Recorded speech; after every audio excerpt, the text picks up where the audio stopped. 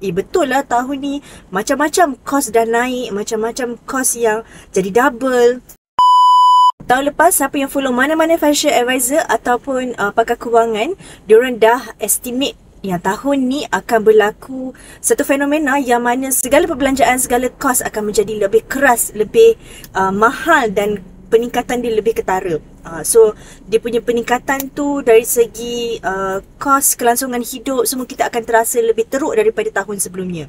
So, tahun ni ada tak you all rasa macam, betul lah tahun ni macam-macam kos dah naik, macam-macam kos yang jadi double, yang jadi macam tak masuk akal pun ada kos-kos ni. Jadi pakar-pakar kewangan dia ada sarankan 3 option ni, ataupun dia suggest 3 perkara ni lah yang kita boleh ambil tindakan untuk hadapi cabaran tahun-tahun yang mana dia punya kos ni makin lama makin keras.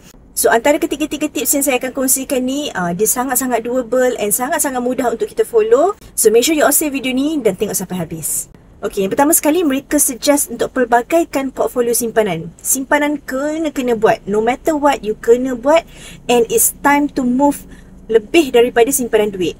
Kena tukar ataupun kena tambah, kena pelbagaikan kaedah kita menyimpan, not just dalam bentuk tunai tapi dalam aset-aset lain juga. Contohnya emas. Emas sekarang ni dah ramai sangat aware, dah ramai sangat tahu tentang kebaikan simpanan emas, and ramai sangat dah mula buat simpanan emas.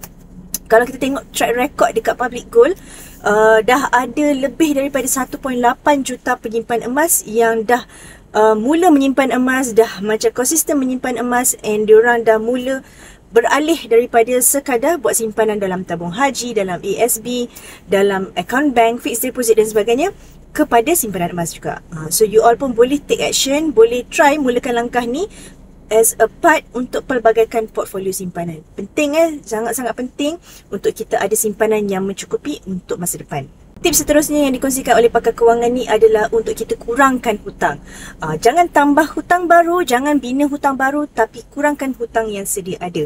Selesaikan dulu hutang yang sedia ada, especially hutang yang berfaedah tinggi seperti kad kredit. Kad kredit ni dia punya interest rate tu sangat-sangat tinggi berbanding hutang-hutang lain. So, selain daripada tu, elakkan juga bina hutang yang baru. Elakkan penggunaan yang paling famous sekarang ni, and paling ramai orang dah mula guna and terjebak tanpa dia sedar, ialah yang pay later tu. Yang pay later tu dekat banyak platform dia offer pay later tu. Sebenarnya bila you subscribe atau you mula gunakan pay later tu, dia dah menjadi satu bebanan, dia dah tambah satu bebanan hutang tanpa sedar. So, berhati-hati dengan pay later tu. Kalau boleh avoid at all means. Tak ada duit, hold dulu perbelanjaan yang tak perlu, ataupun cari kaedah lain untuk buat belian tu. Okay? Tips yang ketiga dikongsikan oleh pakar kewangan ialah untuk hidup di bawah kemampuan.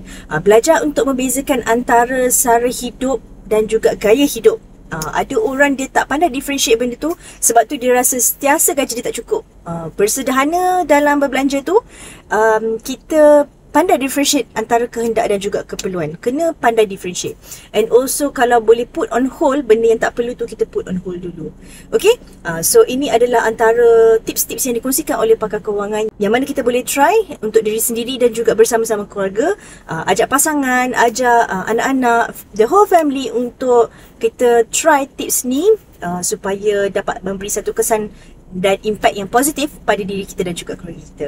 Okay, so dapat sesuatu daripada perkongsian kali ini.